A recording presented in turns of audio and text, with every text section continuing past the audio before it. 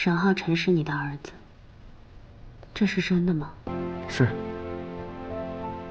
他是我的私生子。为什么要瞒着我呢？我不是跟你说过，任何影响我们之间感情的话都没有必要说出来吗？那你打算要瞒多久？一辈子吗？我一直以为你是爱我、了解我，所以才一直默默的支持我完成职业梦想。直到今天我才知道，你不过是想要把我和我的工作变成是你的工具而已。你是想要利用我职业的背景，攻略蒋云，攻略所有你在商业上用得到的合作伙伴。你只是想要利用我，可是我不明白，你为什么要骗我呢？说到骗这个字，你根本没有资格，没有立场来质问我。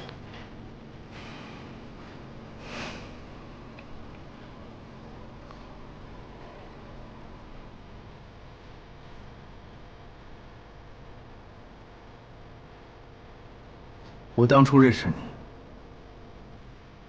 你确实有我喜欢的模样。你这个人是挺有趣的。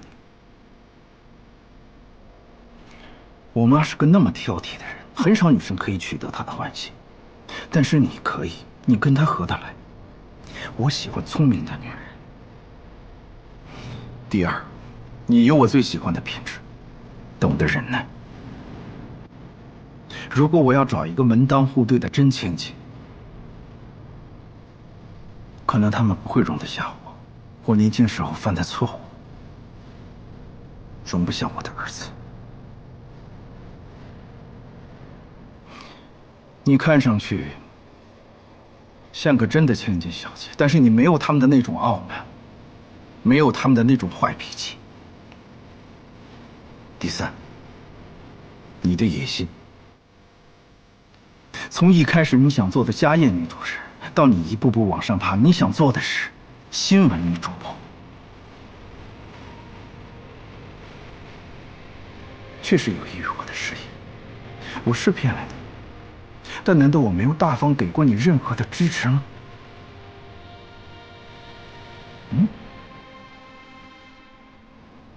林涛，是我在他任职的银行里收的。周泽远，他勒索你，威胁你。我在他走投无路的时候给了他一笔资金，一个赌徒，身处绝境的时候肯定不会回头，他只想豪赌翻身。就这样，我把他送进了监狱。周泽远，被抓了。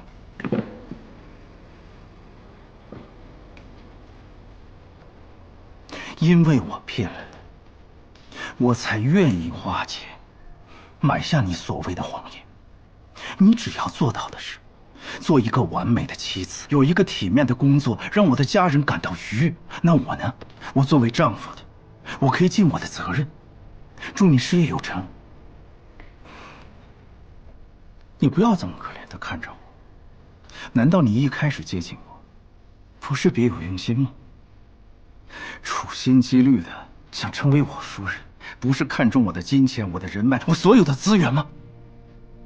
你利用我的冠名给自己做背书，预支外界的信任，你以为这样就万无一失了吗？他们一转头就会联系我。是我的慷慨，才成就了你的美梦，知道吗？所以你对我做的这一切都是假的。我就有一个问题，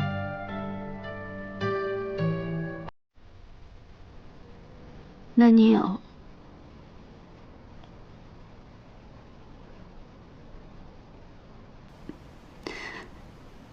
真的爱过我吗？从一开始知道你是骗子，我就不可能动心。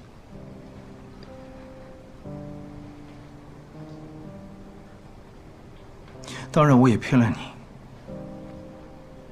我也不会要求你付出真心。女孩许妍怀揣着对青年才俊沈浩明的倾慕与爱意，一心想要与他携手步入婚姻的殿堂。当第一次与沈浩明的父母见面这个重要时刻，许妍竟做出了一个大胆且惊险的决定，请来2个人假扮自己的父母。谢谢叔叔阿姨，愿意把妍妍嫁给我，能够娶到她是我的幸运。他精心策划着每一个细节，试图用这虚假的表象蒙混过关。见面现场气氛看似融洽，实则暗流涌动。沈浩明的父母本就心思细腻，在交谈过程中，逐渐对许妍父母的身份产生了怀疑。他们不经意间聊起许妍父亲所在大学的事情，试图从这细微之处寻找破绽。许妍察觉到危机，内心虽紧张不已，但表面仍强装镇定。他提前给那2位假扮的父母做了大量功课，不仅带他们熟悉学校的位置，还让他们了解周边饭店的情况。面对沈浩明母亲对父亲身份的追问，许妍灵机一动，称父亲是研究人员，因工作性质特殊，相关信息难以查到。为了进一步坐实父亲是外国大学教师的身份，他甚至让假扮者模仿真正大学教师的签名，并在沈浩明父母面前成功签下了一模一样的名字。一番操作下来，众人一律赞消，打算前往院子继续商讨婚礼事宜。然而就在沈浩明的母亲和许妍单独走在路上时，局势急转直下。母亲面色凝重，直接说出了一个惊人的消息：他们是你的亲生父母吗？感觉你跟父母之间不太熟。原来在吃饭时，他就发现了一个关键细节：母亲给许妍家的鸡蛋，许妍一口未动。他深知若是亲生父母，不可能不清楚女儿的喜好。就在那一刻，他对许妍父母的真实身份起了疑心。许妍听闻心中一惊，但很快又镇定下来，无奈之下只能编造另一番说辞。他声泪俱下地诉说自己的身世，称父母从小便离开他去了外国，自己一直跟着姥姥长大，基本没见过父母，也未曾感受到家人的关爱。这一次若不是因为结婚，父母根本不会回来。他表示自己是为了给对方留下好印象，才故意营造出家庭和谐的假象。沈浩明的母亲听后感同身受，她想起自己曾在沈浩明小时候出国打工，深知缺少家人陪伴的痛苦。就在这时，保姆前来有事相告，母亲安慰了许妍几句后便离开了。一波未平，一波又起，许妍刚松一口气，便接到了欢欢的电话。原来她从策划转变为活动主持人的申请又一次被驳回了。这对一直努力想要在事业上有所突破的许妍来说，无疑是一个沉重的打击。一切只是刚刚开始，这件事情还没有这么快下定论。到了晚上，许妍带着那2位父母来到酒店，她神色疲惫却仍强打精神，对他们说只要完成婚礼，任务就算完成。安排好父母后，许妍独自走进电梯，狭小的空间里，她终于卸下了伪装。用谎言构建的人生，我拼尽全力将它筑为堡垒，可是在沙滩上，又怎么会有城堡？第二天，许妍如往常一样来到演播现场，她试图将昨晚的烦恼抛诸脑后，全身心投入到工作中。然而现实却并未如她所愿。主持人孙思维姗姗来迟，一见到身为策划的许妍，便摆出一副咄咄逼人的架势。他认为许妍只会在背后搞小动作，对许妍的工作能力百般质疑。他吐槽台词极度不通顺，抱怨请来的嘉宾一次比一次差，甚至对许妍提出的建议也充满敌意，觉得那是在挑战他的权威。你有那精力，还不如花心思怎么讨好我。这节目我说了算，我一句话就能滚蛋。许妍站在一旁，默默忍受着这一切。她心中委屈，却又无处诉说。在这个充满竞争与压力的职场环境中，她努力想要证明自己，却总是遭遇各种阻碍。而感情方面，她用谎言编织的爱情之网，也不知何时会突然破裂。赵露思新剧刚一开播，便让人知道了什么才是职场的霸凌。许妍这位怀揣着梦想与热情的职场人，在公司的舞台上奋力拼搏。他答应来了。夏梦老师很有兴趣，说要看一下整个时间的。那就是没有谈好了。然只因他未能请到公司心心念念想要邀请的人物，公司便立刻翻脸不认人，以他的节目收视率持续走低为借口，毫不留情地发出威胁，若是下次收视率继续下滑，便准备将他辞退。这突如其来的打击狠狠地砸在许妍的心上。许妍虽满心疲惫与委屈回到家中，但她并未选择沉沦，于是她强打起精神，准备继续投入到工作中。就在这时，男友沈浩明的出现如同一束光照进了他略显灰暗的世界。沈浩明竟直接拿出了公司想要邀请的三木老师的联系方式，这无疑是一个巨大的惊喜。你怎么会知道我的工作安排？因为在你那边有我的信任。然而许妍敏锐地意识到情况有些不对劲，她立刻试图转移话题，问起男友对昨天自己父母的印象如何。可沈浩明却显得有些漫不经心，他觉得这与自己无关，在他心中，爱的人只有眼前的许妍。在这美好的夜晚，二人深情拥吻，仿佛外界的一切纷扰都与他们无关。但他们之间的故事还得从半年前说起。那时身为策划的许妍，为了能邀请更多的人参与自己的节目，可谓是绞尽脑汁，而沈浩明便是他目标名单中的一员。为了能见到心心念念的沈浩明，许妍妍付出了多日的不懈努力，终于她以想要成为学徒的身份，获得了与沈浩明见面的机会。初次见面，许妍便被安排了一个任务，修剪面前的龙舌兰。这对于许妍来说，既是一个挑战，也是一个展现自己的机会。她不仅将龙舌兰的各种专业知识娓娓道来，还自信满满地说出自己修剪的方向是让龙舌兰按照自己的意愿生长。这一番独特的言论瞬间引起了沈浩明的注意。沈浩明不知不觉来到了许妍面前，静静聆听她的谈论。许妍越说越投入，眼神中闪烁着对职务和工作的热爱。她的每一句话都仿佛带着魔力，让沈浩明对这个女孩产生了浓厚的兴趣。这时沈浩明话锋一转，提到了许妍的工作。明天来上班吧。不过你来我这儿，那你的工作怎么办，许小姐？原来他早已暗中调查了许妍的身份，得知许妍为了接近自己，竟学习了如此多的知识。刚刚的一番话更是让他刮目相看。不过沈浩明依旧态度坚决，不想接受任何形式的访问。就在他准备转身离开时，许妍拿出了自己精心准备的礼物——著名的植物学家伊丁老师亲自制作的剪刀。这把剪刀不仅是一件珍贵的工具，更是许妍诚意的象征。沈浩明这才发现，眼前这个女孩真的做足了功课。或许是被许妍的真诚所打动，沈浩明也拿出了一份礼物回赠。许妍满心期待地打开，发现竟是一瓶桂花蜂蜜。本以为这只是个意外的许妍，却从沈浩明的口中听到了关于自己的事情。原来沈浩明关注到了他发在网上的文章，文章中许妍表达了对外婆做的桂花酱的喜爱，于是沈浩明便送上了这瓶桂花蜂蜜。这份细心与体贴让许妍心中涌起一股暖流。第二天，许妍像往常一样来到公司，然而职场的风云变幻从未停歇。刚一坐下，同事便不怀好意地凑了过来，又一次问起了有关沈浩明的事情。许妍此刻还没有任何新的消息，只能无奈地应付着。同事的追问让他有些喘不过气来。好在同事离开后不久，许妍接到了沈浩明的消息，让他来金达集团找他。这消息让许妍的心情瞬间明亮起来，她精心打扮了一番，怀着期待的心情前往金达集团。然而命运似乎总爱开玩笑，当许妍终于见到日思夜想的沈浩明时，意外却突然降临。由于连日的劳累加上感冒，她的身体早已不堪重负。刚一见到沈浩明，一阵眩晕感便袭来，她眼前一黑，竟直接晕倒在了沈浩明的身上。身为一名普通打工者的许妍来到了沈浩明所在的公司，然而刚刚见到沈浩明的时候，许妍便因连日的劳累与身体的不适，直接晕倒过去。当许妍在医院缓缓睁开双眼，映入眼帘的是沈浩明那略显疲惫却满是关切的脸庞。原来是沈浩明亲自将她送到了医院，生怕许妍有个三长两短。此刻看着正在处理消息的沈浩明，许妍心中满是感动，她轻声说道，想让沈浩明先去忙自己的事情，不必一直守在他身边。是我把你叫出来的，我当然要负责到底了。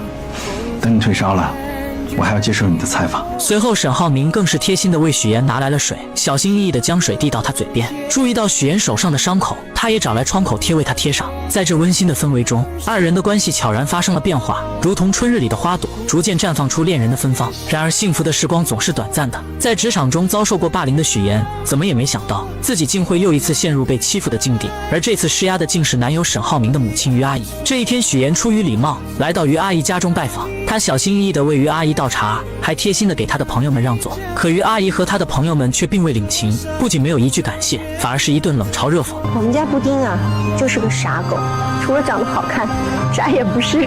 许妍强忍着心中的委屈，默默承受着这一切。这时佣人前来更换水果和水壶，许妍见状便主动上前帮忙，二人一同来到后厨。佣人看着许妍，忍不住说道：“许妍和其他人不太一样。”许妍微微一愣，佣人接着又说：“头发这么毛躁，和其他人顺滑的头发差远了。”许妍心中一阵酸涩，却只是勉强笑了笑。就在这时，于阿姨突然来到后厨，许妍本以为她会留自己下来吃晚饭，没想到于阿姨却冷冷地说：“去会所把晚上需要的菜拿回来。”说完便又约许妍周六上午二人见面好好聊聊。许妍这才意识到自己与这个家庭之间有着一道难以跨越的鸿沟。回到公司上班的许妍来到主任的办公室，将下一期的策划书交给了他。本想着尽快离开的他，却被主任拦了下来。昨天还嚷嚷着要开除许妍的主任，此刻却换了一副面孔。他一脸诚恳地说自己对他期望很高，让他先做节目策划是为了镀金，为以后当主持人做准备。许妍心中燃起了一丝希望，可主任接下来的话却如同一盆冷水，浇灭了他刚刚燃起的火焰。原来这一次的主持人申请被驳回了。许妍为了这个美食节目付出了太多，他不仅自掏腰包，很多时候还要亲自参与节目的制作，从策划到执行，每一个环节都倾注了他的心血。可如今却换来这样的结果，他愤愤地离开了办公室，心中满是失落与不甘。就在这时，许妍接到了于阿姨打来的电话。吃饭的地点跟时间我都发你手机上。好的。许妍为了能够融入这个圈子，便自己前去花钱做了柔顺，希望以更好的形象出现在于阿姨面前。见面的时候，许妍本想着能和于阿姨好好吃顿饭，可没想到到了地方才发现还要等一个朋友。不一会儿，那位朋友来了，于阿姨便和这位朋友开始高谈阔论起来，从专业的金融知识到跨国生意，他们聊得热火朝天，完全忽略了许妍的存在。好不容易等那位朋友离开了，于阿姨才慢悠悠地说出了自己请许妍来的真实目的。虽然你的形象和学历都很优秀，工作也不错，但是你的家境不太好吧？他认为许妍面对所有的事情都不会生气，一次又一次地探索许妍的底线，觉得许妍过于隐忍，不适合自己的儿子。听到这些话，许妍的心中五味杂陈，她的思绪不由自主地飘回到了小时候。那时候，她因为没有父母在身边，被别人欺负，被骂是没有父母的野孩子。我是野孩子，我有爸爸妈妈在外国，在很远的地方。他只能默默忍受，把所有的委屈都咽进肚子里。如今面对于阿姨的刁难，他仿佛又回到了那个无助的童年。Syracuse University 是我父母在国外任职的学校，他们从小教育我，无论遇到什么样的环境，教养和风度是基本的礼貌。只是我没有想到，在您看来是胆怯和隐忍。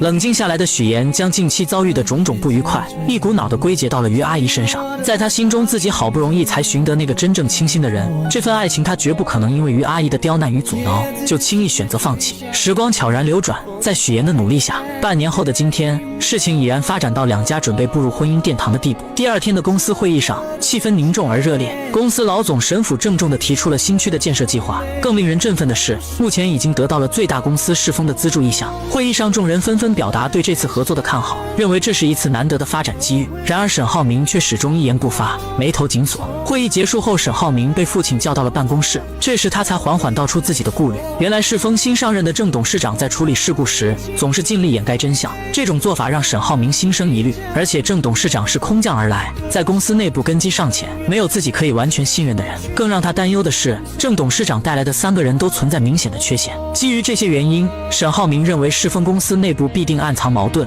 随时可能爆发。沈父听后沉思片刻，却有着不同的看法。他觉得郑董事长能做到这个位置，绝非等闲之辈，不可能如此简单。建筑行业的水源比想象中要深，其中的复杂关系和利益纠葛不是轻易能看透的。最后，沈父语重心长地让沈浩明这段时间安安稳稳地度过，多去熟悉公司内部的事务，为未来的发展做好准备。另一边，三木老师成功与节目达成了合作，这其中不仅仅是因为沈浩明的牵线搭桥，更是因为许妍的真诚与负责。即便面对身处外国的三木老师，许妍也能做到及时回复消息，这种敬业精神让三木老师十分赞赏。于是二人约定下次和沈浩明一起吃饭。然而就在许妍满心期待的时候，突然接到了于阿姨的电话。喂，于阿姨，现在吗？我还有，没问题。你把地址发给我。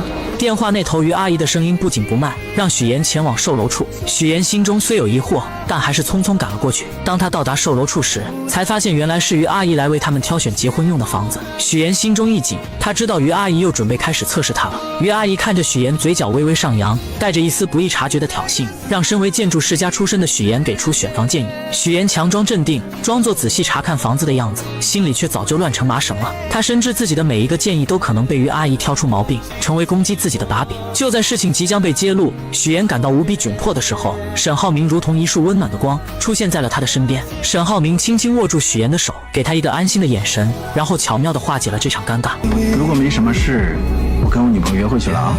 随后二人来到沈浩明的职务室内，这里绿意盎然，沈浩明亲自为许妍做套口。在温馨的氛围中，他向许妍说起自己喜欢龙舌兰的原因。在他眼中，龙舌兰有着顽强的生命力，他积蓄力量，一生只爆发一次，这种美好让他深深着迷。说着，沈浩明拿出了自己精心准备的手表送给许妍。他提到许妍为了争取成为主持人，付出了无数的努力，而此时的主持人却经常去自己妈妈那里告状，试图阻止许妍的发展。许妍听着沈浩明的话，心心中五味杂陈，既有对未来的憧憬，也有对眼前困难的担忧。但在这短暂的时光里，二人在植物室内享受着这份宁静与美好。第二天，许妍带着一条奢侈品的围巾，满心欢喜地前去送给婆婆于阿姨。她以为这份精心挑选的礼物能够得到于阿姨的认可，拉近彼此的距离。然而现实却再次给了她沉重的一击。于阿姨看着围巾，脸上没有一丝喜悦。虽然围巾的品质很好，但款式却根本不符合她的喜好。许妍看着于阿姨冷漠的表情，心中一阵失落。她这才深刻地意识到，要真正融入这个圈子，成为其中一员，是何等的艰难。为了能尽快融入那个看似光鲜却难以接近的富婆圈子，许妍绞尽脑汁，最终把目光投向了家中的女佣。她觉得从女佣这里或许能打开一条融入圈子的捷径。许妍拉着女佣一同前往超市，在超市的货架间穿梭时，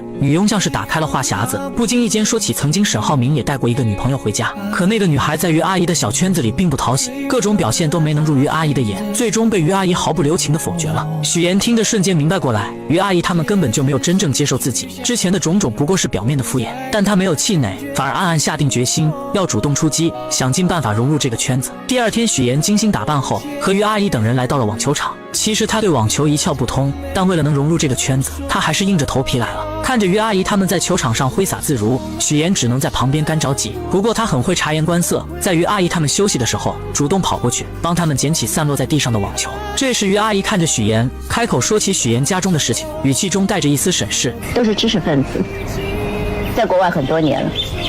父亲在雪城大学当教授，但似乎也认可许妍家庭条件符合自己的要求。于阿姨的朋友在一旁观察着许妍捡球的举动，眼中闪过一丝赞赏，觉得许妍是个有修养的人，各方面都很符合他们的眼光。然而就在气氛逐渐融洽的时候，一群朋友前来寒暄，各种奉承的话不绝于耳。大家沉浸在这虚假的热闹中，脸上都挂着虚伪的笑容。突然曲总的出现打破了这场闹剧，众人像是被施了魔法一般，目光瞬间都落在了曲总身上，然后匆匆围了上去，如同众星捧月一般。许妍站在一旁静静观察着这一切。她从美玲姐口中了解到，原来曲总是南山资本老总的妻子，众人这么追捧她，无非是希望能够从她那里获得更多的资源。许妍心中一动，她知道如果能和曲总搭上关系，自己在这个圈子里的地位必定会逐渐上升。经过一番打听后，许妍得知曲总喜欢昆曲，而且还要举办昆曲大赛，这无疑是一个绝佳的机会。许妍立刻来到舞房寻找曲总的身影，终于在舞蹈房中，她看到了正在练习昆曲的曲总。此时的曲总正被水袖花困扰，一次次地尝试，却始终没办法学会。许妍知道这是自己表现的好时机，她赶忙请来老师帮助自己学习水袖花。可老师告诉她，最快学会流水袖也需要1个月的时间。1个月对于急于融入圈子的许妍来说太漫长了，但她没有退缩，开始了日复一日的刻苦练习。无论是在家里还是在演播室，只要一有空闲时间，许妍就会练习。她的手臂因为长时间的挥动而酸痛不已，但她始终没有放弃。终于在日复一日的坚持下，许妍成功学会了流水袖。她的努力没有白费，日复一日的坚持也让曲总注意到了她。曲总对这个勤奋又执着的女孩产生了兴趣，主动和许妍搭上了话。许妍心中暗喜，她知道自己的计划初见成效。为了能在这个圈子里立足，许妍开始用谎言编织自己的周围。真好，谢谢。我听老师说你才开始学啊。我是小时候就喜欢，小时候就觉得好看，长大了才品出了其中的韵味，才来专门学一学。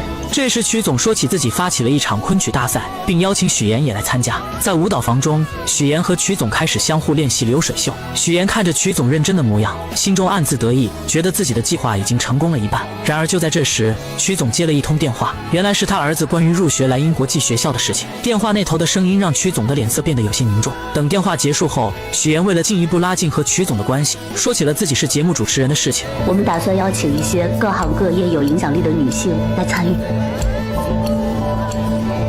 抱歉，我还有别的事儿，先走了。可他没想到，这句话却让曲总的脸色瞬间冷了下来，两人之间的气氛变得有些尴尬，最终不欢而别。但许妍并没有因此而放弃，她思来想去，竟然直接找到了美玲姐。她向美玲姐说起曲总会参加自己的节目，还描绘了一幅如果节目能请来更多人，将会多么精彩的蓝图。她希望美玲姐能够利用自己的人脉，帮助自己请来更多的人，让节目更加火爆，也让自己在这个富婆圈子里站稳脚跟。在复杂的人际关系网中，许妍深刻领悟到一个道理，只有拥有一定的资源，才能让他人真正重视自己。凭借着曲总的名声，许妍成功吸引了主任的重点关注，主任对许妍的能力和潜力有了新的认识，这为许妍后续的计划提供了有力支持。许妍敏锐地察觉到节目转型的契机，她决定改变节目的方向，从原本邀请明星参与，转变为邀请各行各业有影响力的人。他认为这样的转变不仅能提升节目的深度和内涵，还能为自己积累更广泛的人脉资源。就在这个关键时刻，许岩鼓起勇气提出了自己的请求：我转主持人的申请，麻烦您再提交一次。我给你这个机会，放手做去吧。为了确保计划顺利实施，许岩早早地来到舞蹈房等待曲总。他深知曲总一开始并不想参加节目，但他早有准备。当他拿出精心准备的嘉宾名单时，曲总才恍然大悟，原来许岩举办的这次节目是专门为他量身打造的。名单中不仅有莱茵国际学校的校董，还有其他各行各业的精英人士。许岩心里清楚，对于这些富婆来说，结识有影响力的人并不难，但通过节目自然而然地成为朋友，建立起深厚的情谊，才是对他们百利而无一害的事情。许岩趁热打铁，进一步阐述自己的计划。他表示会为曲总准备专门的昆曲展示节目，借助节目的影响力，将昆曲这一传统文化艺术更好地宣传出去。同时，他还主动提出可以亲自为曲总主持这次昆曲节目，展现自己的专业能力和诚意。这一系列精心设计的条件，终于打动了曲总。曲总权衡利弊后，决定参加这次活动。活动当天，现场气氛热烈非凡。许岩凭借出色的主持能力，将整个活动流程安排得井井有条。节目大获成功，不仅赢得了观众的阵阵掌声，也让许岩在富婆圈中声名鹊起。从此，许岩凭借主持人的身份，拥有了邀请这些富婆上电视的权利。他巧妙地利用这个机会，帮助富婆们促进彼此之间的关系，为他们牵线搭桥，谈成合作。渐渐的，众人对许岩举办的这次活动产生了浓厚的兴趣。许岩更是看准时机，以于阿姨的身份邀请其他2位客人前去节目做客。下一期的家宴节目，曲总还是会去的。不知道马阿姨、孟阿姨有没有时间？于阿姨说了，特意为2位留了名额。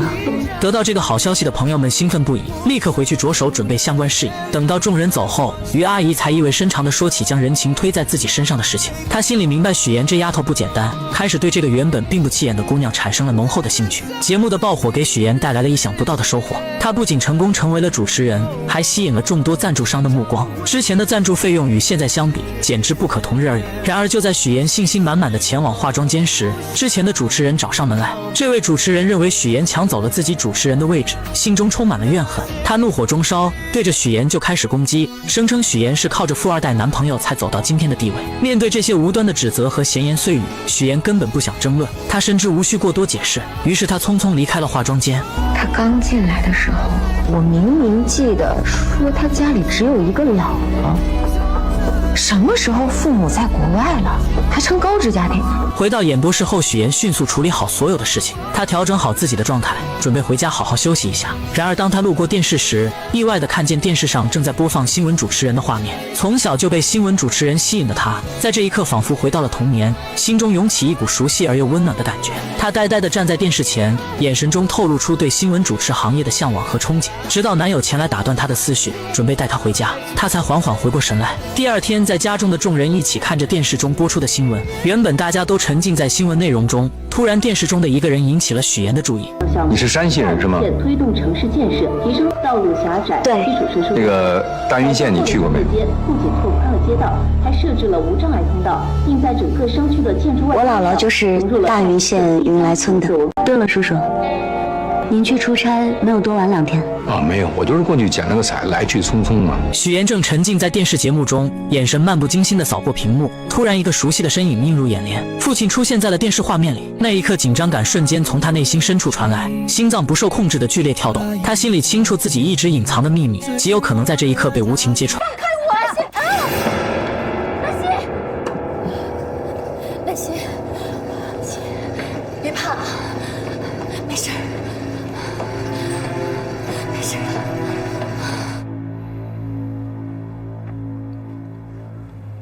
应该没什么大碍了，他一会儿就能醒过来。好，谢谢大夫，您慢走。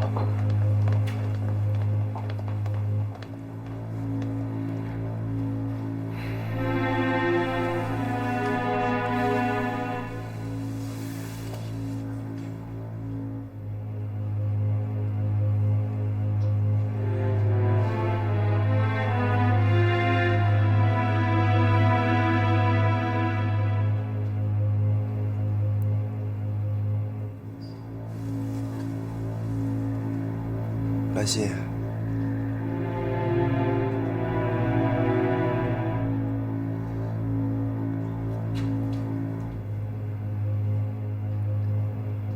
我这是在哪儿？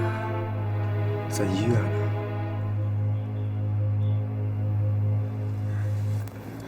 哎，你不能起来，不能起来，你先躺着躺着啊。我的孩子怎么样了？医生说了，说你手术挺成功的，不会留下后遗症，休息休息就能出院了。我是问你，我的孩子怎么样了？咱们的孩子没了。我的孩子没了。来心，别难过啊，只要你没事就行，以后我们可以再要啊。我的孩子没了。兰心，对不起，我不知道你怎么会。你把孩子还给我，你把孩子还给我。对不起。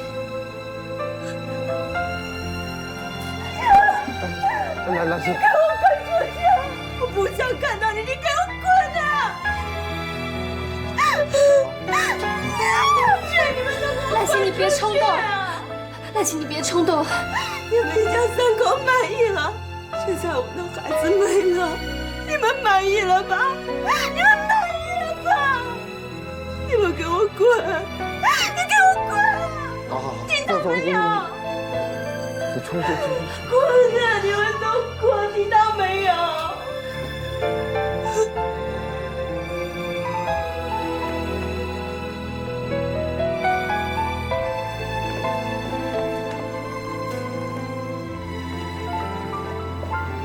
兰心为什么会流产？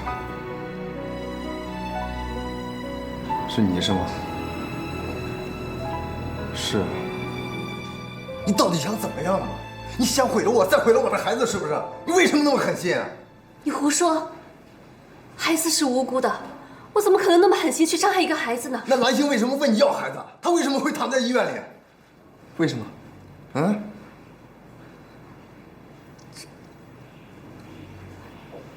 这是意外。你意外的狠了下心是吗？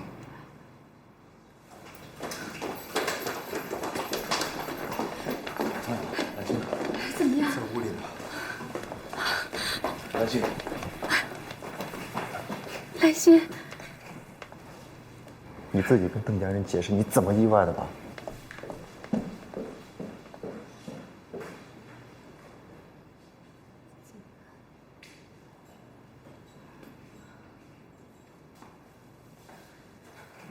怎么了？这是怎么了？兰心，你不是跟妈妈说你去见一个朋友了吗？怎么就变成这样了？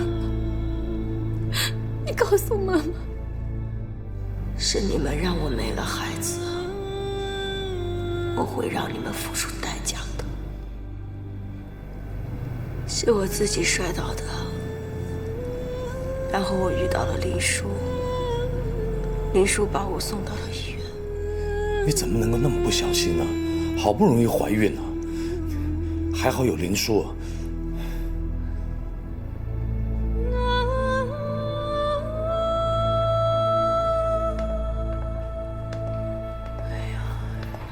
兰心这孩子还真是蛮可怜的，好不容易怀上孩子，怎么自己还摔一跤？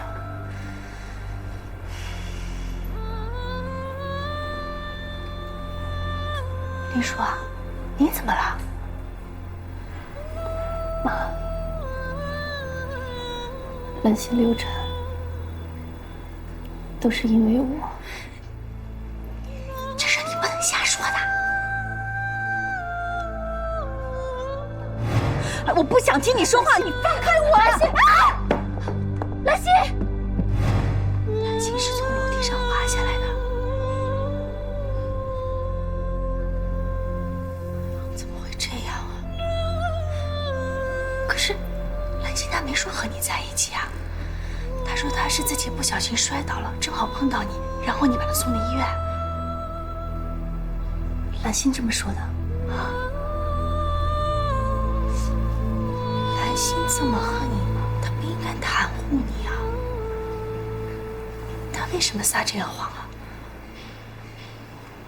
也许是怕事情闹大了，怕爸爸和你离婚。兰心这孩子真的是越来越琢磨不透了，真的不知道他到底想干什么。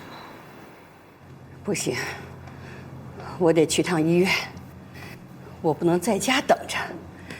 你说这兰心好不容易怀上孕了，怎么说流产就流产了呢？妈，您就坐下歇会儿吧。你去把司机给我叫过来。他们不都说了吗？等兰心好点就回家。您这刚回来又折腾过去，是不是？看见兰心了又得抹泪儿，也勾得兰心伤心。您说呢？我坐在家里边也得抹泪儿啊。你说这兰心，这好好的闹什么离婚呢？他要不跟张扬闹着离婚，也没有这档子事儿啊。是。哟，妈，兰心，兰心，兰心，哟，孩子，你说你怎么不小心呢？啊，怎么从楼梯上滑下来了？哎呦，我的孙女儿，我的好孙女儿啊！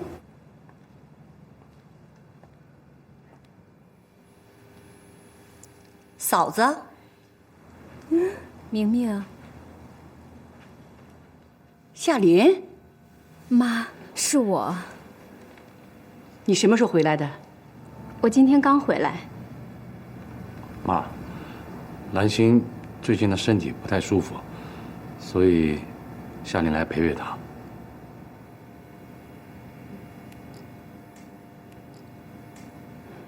丽晴，你先带兰心到楼上休息休息。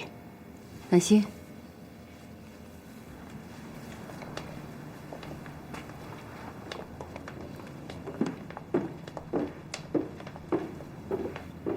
夏琳，你还有脸回来？当初你跟明月吵了一架，就跟他离婚了。到了美国，你10几年没有音讯。现在兰心已经长大了，要做妈妈了，你想回来抱孙子是吗？妈，我知道错了，我不该跟明觉离婚的。我太年轻不懂事儿，这些年我一直都在后悔。南星给我打电话，我立刻就回国了。你现在回来，我们邓家没有你的位置了。我们邓家的媳妇儿现在是李晴，你现在是个客人。你要是到家吃顿饭那也行，可是明觉呢已经结了婚，你现在不适合到我们家常来常往了。我明白您的意思，现在的邓家不欢迎我，这点颜面我还是要的。但是您别忘了，兰心刚刚才流完产，又面临着离婚，我是她的妈妈，我不能不管。要管早点管呢，现在管是不是晚了点啊？夏琳，你放心好了，不管怎么样，兰心我都会好好的照顾她的。明觉，你别忘了，是南心打电话叫我回来的。你虽然是他的爸爸，但你毕竟也是个男人，南心不会把心里话都告诉你的。至于那个李琴，你认为他跟南心有亲热感吗？南心会把心里的话都告诉他吗？妈，明觉，你们不必对我有戒心。我这次回国主要是为了南心，南心恢复了健康，我就走。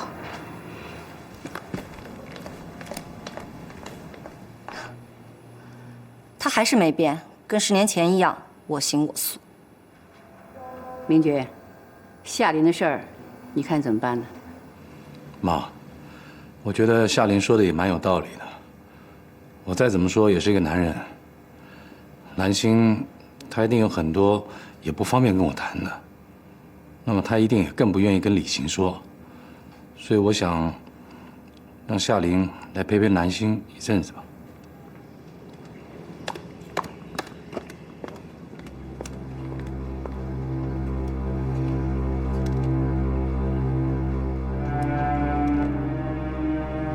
不让我回来，这是我的家。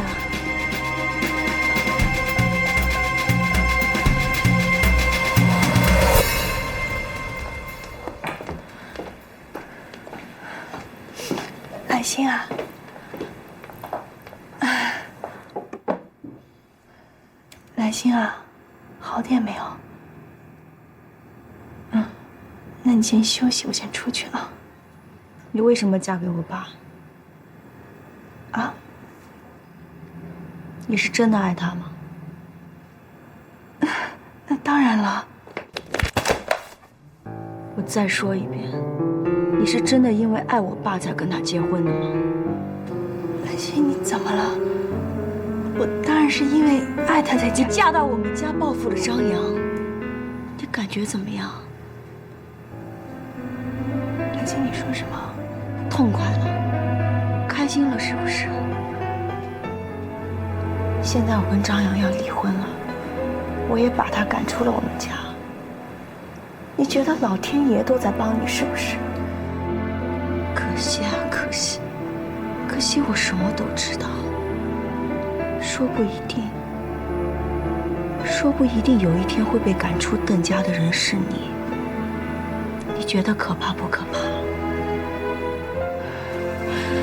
兰心，一开始我真的不知道张扬是你的老公，我也不知道你爸是阳光酒店的总经理，他自己跟我说他是个司机的。后来我们在一起了之后，我才知道这一切都那么的巧合。兰心，真的不是有意的。你们都是无辜的，都是被迫的，都是我的错，是不是？都是我的错。兰心，不，你别这么说。你要相信我，我真的不是因为张扬，或者是因为什么别的原因才嫁给你爸的。你要相信我，我是爱你。你现在说什么都晚了，你知道吗？你说什么都晚了。兰心，算妈求你，只要你不让我离开这一家，不让我离开你爸，你说什么妈都答应你，行不行？谁让你离开了？我爱我爸，我爸很爱你。为了我爸，我不会让你离开。你只要好好的待在我爸的身边，听我的话，没我的允许，你不准提出任何要求。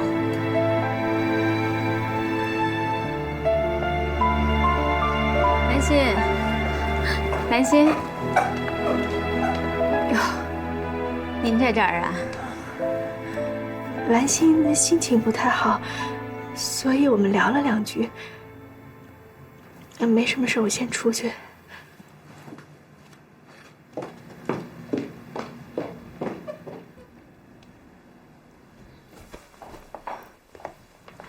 孩子，你这是怎么了？啊，干嘛说说？没事儿，就是有点心烦，冲他发了点脾气。他对你好吗？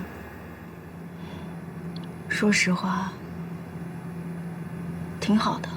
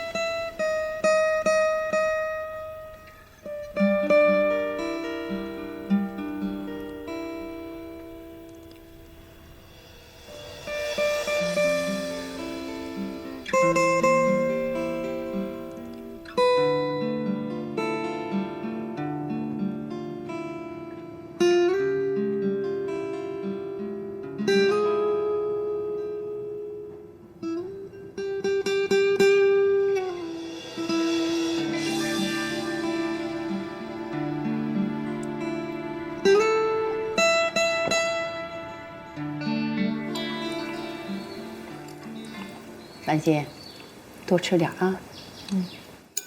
我看你恢复的挺好的，心情也不错了，是不是？人总得要往前看，奶奶你说不是吗？是，是应该往前看，是应该往前看。看来兰心真的是长大了啊。爸，我不想离婚了。怎么突然改变主意了？因为我看到你和妈妈这样，我不想我跟张扬以后也跟你们一样。而且，我很需要他，爸，我很难过，我需要他陪在我的身边。好啊，其实爸一开始就不希望你们离婚，如果你能想通的话，那真的是太好了。当然好了，这不离婚呢，当然好。你说这白白的把孩子给弄掉了，不离婚好，想要孩子什么时候都可以。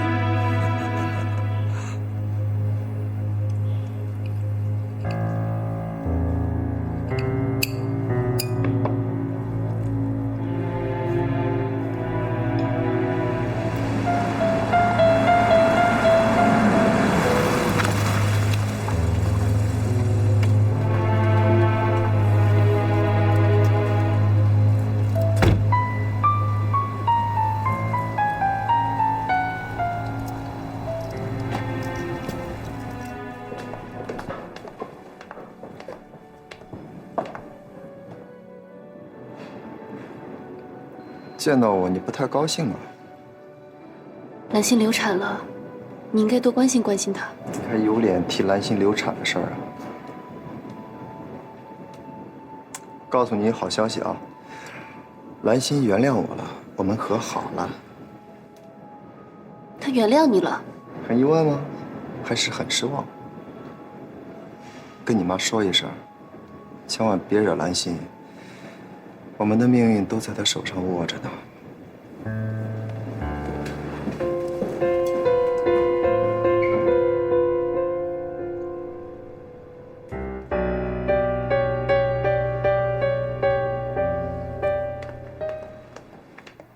爸，对不起，我没把兰心照顾好，这段时间让你费心了。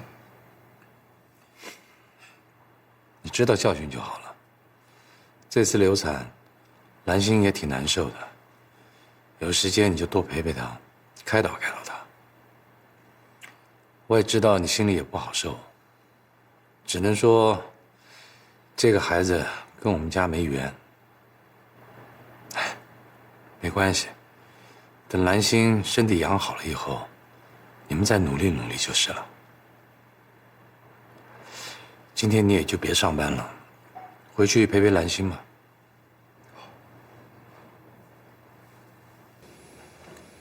张扬，你自己犯下什么错，你自己心里明白。要是以后还让兰心伤心，不用我们赶，你自个儿就应该离开邓家了。我知道了，奶奶。老公，你来啦。兰心，你身体好点了吧？我好多了。就是嘛，两口子就该相互的扶持，相互的支持。张扬，以后你要定下心来，不要在外面给我搞什么幺蛾子的事儿。你放心吧，奶奶，我不会了。姑姑，晚上让阿姨做几个张扬喜欢吃的菜吧，他好久没回来吃饭了。好，知道了。奶奶，我们上2楼待会儿。好。奶奶，我们走了。哎，去吧，去吧。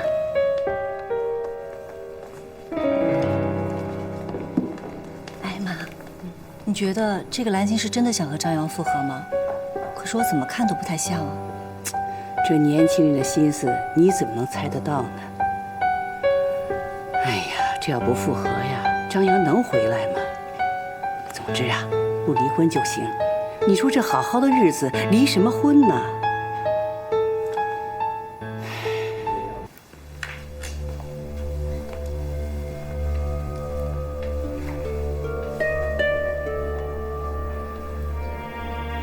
老婆，谢谢你，谢谢你原谅我，我会好好的照顾你一辈子的。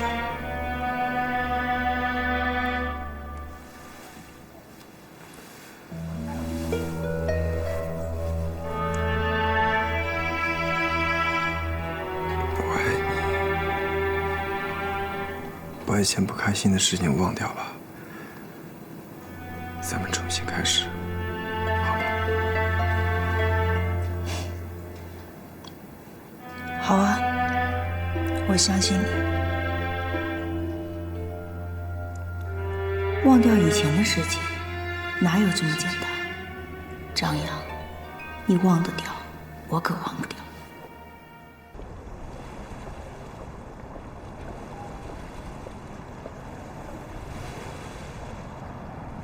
安心，跟向晨哥分手了吗？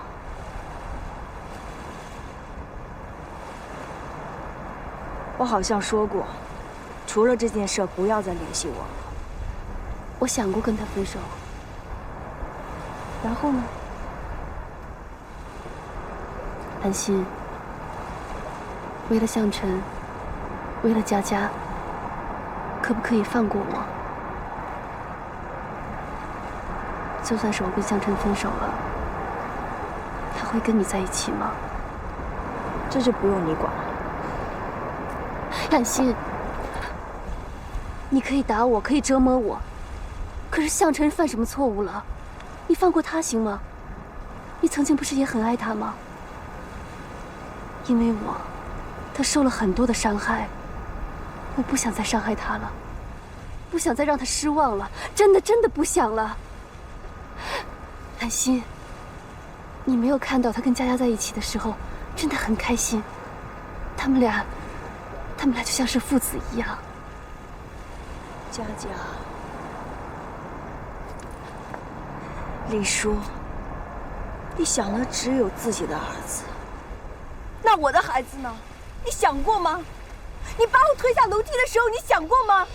兰心，我没有推你，就是因为你，我的孩子没有见过阳光，没有呼吸过空气，连他自己的妈妈都没有看见就走了。李叔，你到底是为什么？你为什么拿走了我的一切？你还想自己拥有一切？你为什么那么自私啊？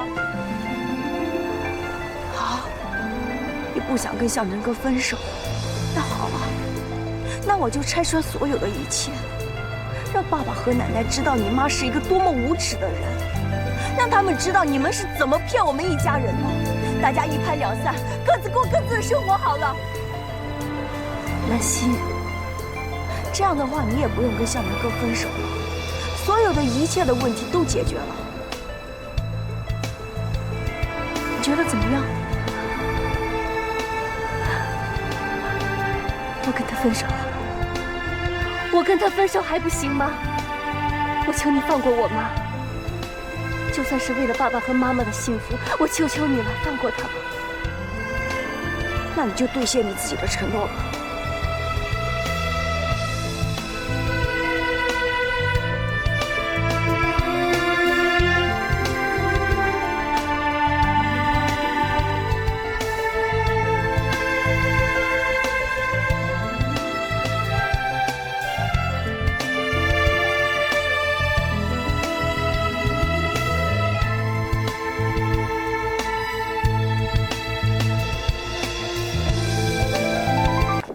您这是要出去啊？对啊，去给我女儿看孩子。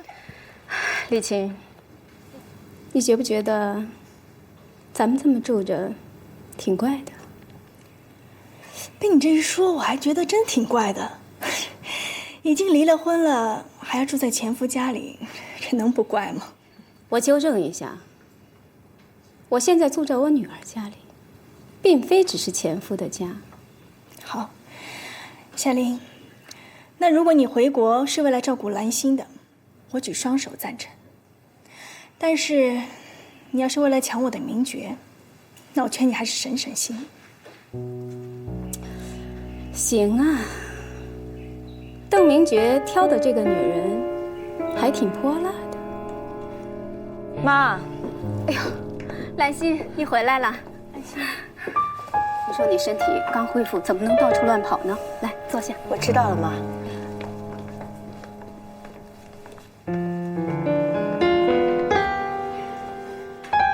那兰心，你先休息，我先出趟门哈。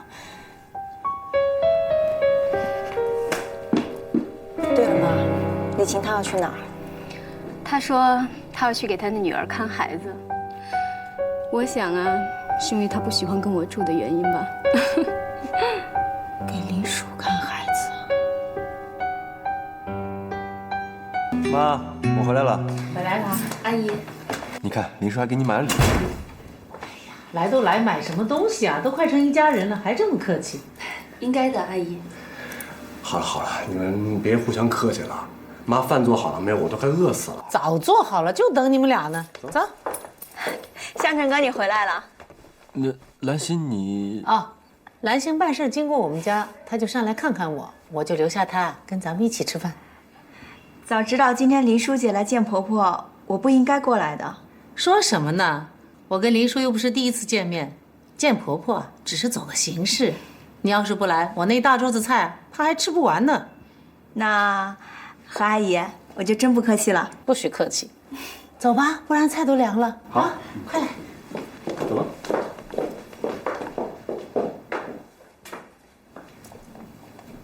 没事吧？没事啊，走，尝尝阿姨的手艺。林叔啊，这些都是阿姨亲自做的，味道好不好都别嫌弃啊。谢谢阿姨。兰心，你自己吃，跟在自己家一样啊。我知道，何阿姨。兰心跟我们向晨呢，从小就在一块儿玩的特别好，跟亲兄妹似的。你的向晨哥哥终于要结婚了，阿姨呀也可以松口气儿了。是啊，要不是林叔姐上次逃婚，说不定现在孩子都已经有了。兰心，那是以前的事情了，不要再提了，好吗？哦，对对对，兰心都过去了，别说了。哎，吃菜啊。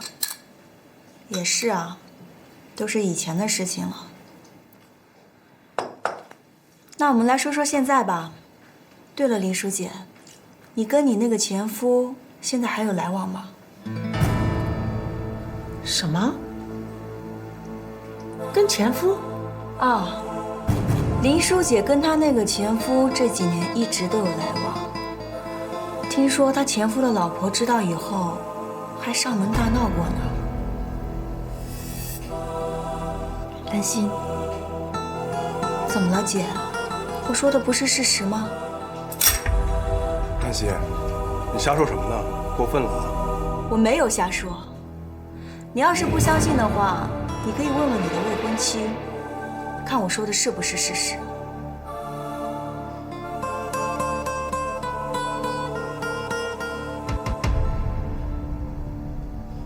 何阿姨，向晨，我先走了，对不起。林叔，林叔，林叔，林叔，你等我一下。阿姨，阿姨，妈，你扶好我妈，妈有高血压，我去拿药去。阿姨。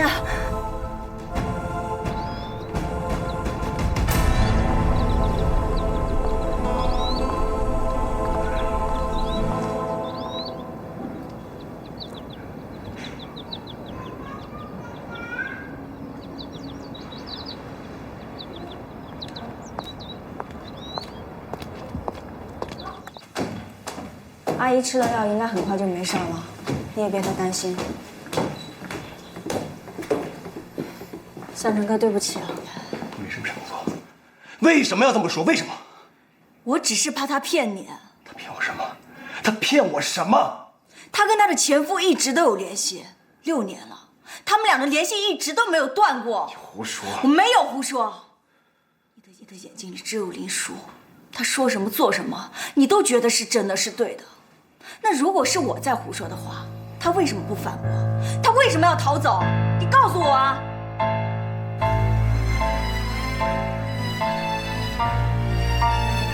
向晨哥，这就是事实。事实是林叔一直都在骗你。如果你不相信的话，我们现在就可以找他去对质。走啊，我们去找他对质啊！放开我！怎么了？不敢去了是不是？我知道这个事实很难接受，可是就是事实。林叔他在骗你，林叔他一直都在骗你。闭嘴！我不要听你说什么，你给我走！让我走！你给我走！出去！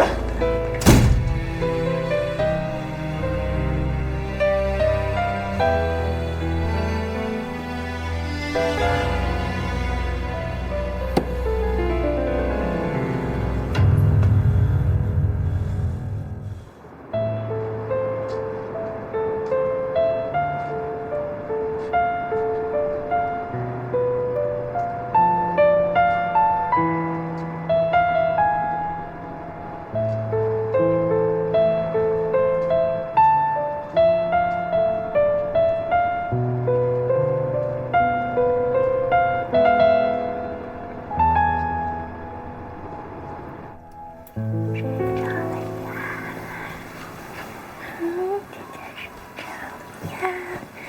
婆给你盖好被子啊，乖乖睡觉。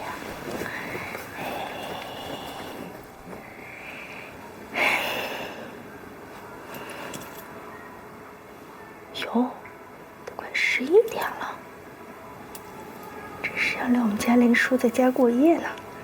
哎呦，这可不行，这他妈的还没同意呢。是不是啊，佳佳？外婆还没同意呢。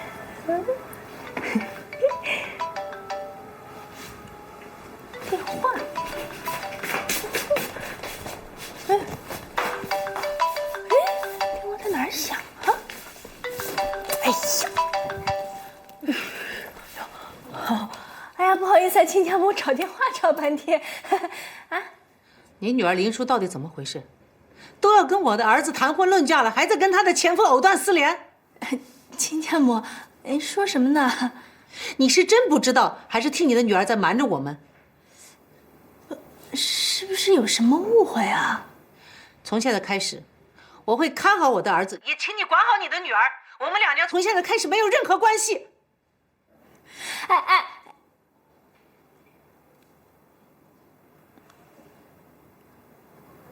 何玉，你怎么会知道呢？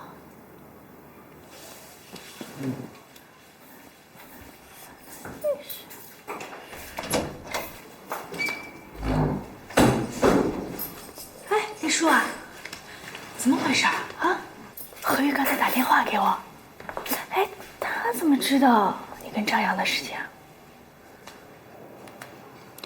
我今天去向晨家了，兰心也在。他去干嘛？不知道，可能是有意要让我难受吧。是他告诉何玉你和张扬的事儿啊？他只是说我和前夫一直都有联系，可是何阿姨还不知道那个人就是张扬。这兰心，他到底想干什么呀？妈，我考虑了，我还是跟向晨分手吧。我真的很害怕，我害怕有一天兰心把所有的事情都说出来，到那个时候，不但我和向晨不能在一起，也会导致你和爸爸也不能在一起的。我可以牺牲我的爱情，但我不希望你和爸爸分开。爸爸他很爱你。林叔啊，妈，我没事的。也许从一开始我就做错了。我不应该瞒着大家我和张扬的事情，只是包不住火的。也许现在该是我付出代价的时候了。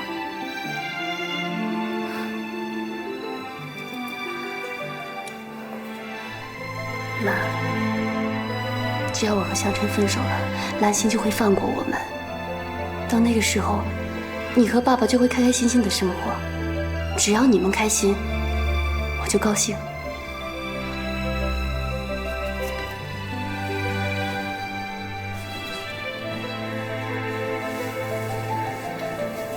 我没事的。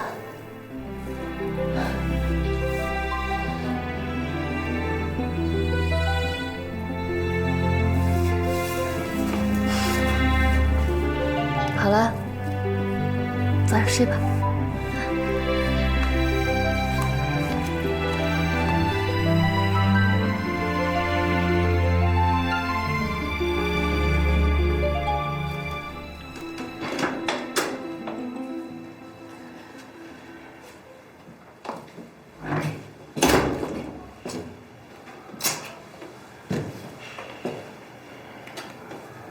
阿姨，我想见见林叔。你还是改天吧。林叔回家之后一直在哭，听说在你家连饭都没吃完。那我能进去看看他吗？你还是让他一个人静一静吧。向晨啊，虽然我不知道在你家发生了什么事情，但是作为阿姨，我想跟你说一句：如果你爱林叔的话，那请你相信他，好吗？阿姨，你相信我，我从来就没有怀疑过林叔。你过2天再来看他吧，我先走。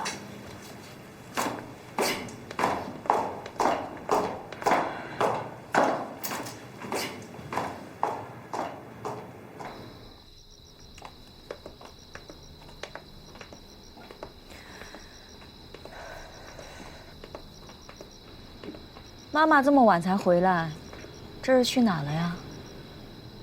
去林叔姐家了吧？林叔姐说什么了吗？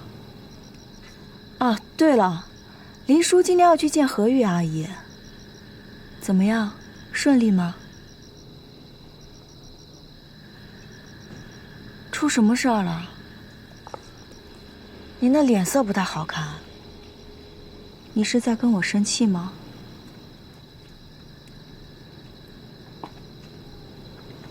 兰心，你要怎么样才肯放过我和林叔？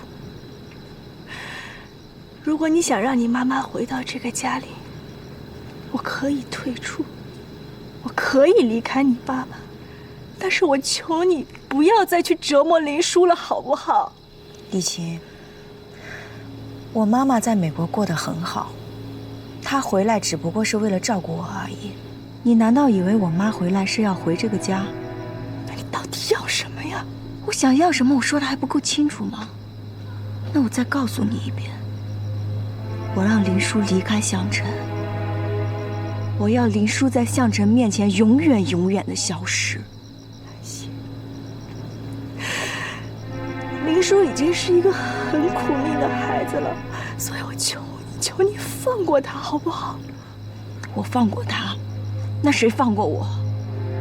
我的爸爸、我的丈夫，还有我最爱的项城哥，他都要跟我争，都要跟我抢。李琴，我告诉你，你们最好按照我说的去做，否则我会让你付出更大的代价。我对天发誓，林叔从来没有想过跟你抢任何东西，可他就是这样做的。他还害我失去了我好不容易才怀上的孩子。你觉得我只是要向真哥回来，这过分吗？李琴，我告诉你，你们最好按照我说的去做，否则我会让你付出更大的代价。你别说了，没用的。以后你在我们邓家，最好也夹着尾巴做人，说不定哪一天你就会被我赶出去。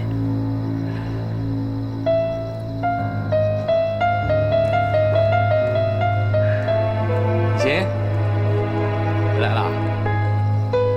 爸。哎，怎么了？爸，刚刚外面起了点风，妈妈眼睛里进了点沙子，我帮她吹了吹。哦，你看，以后晚上风大还是少出门了啊。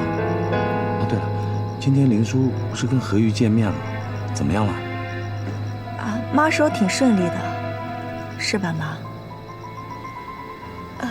挺顺利的。啊，顺利就好。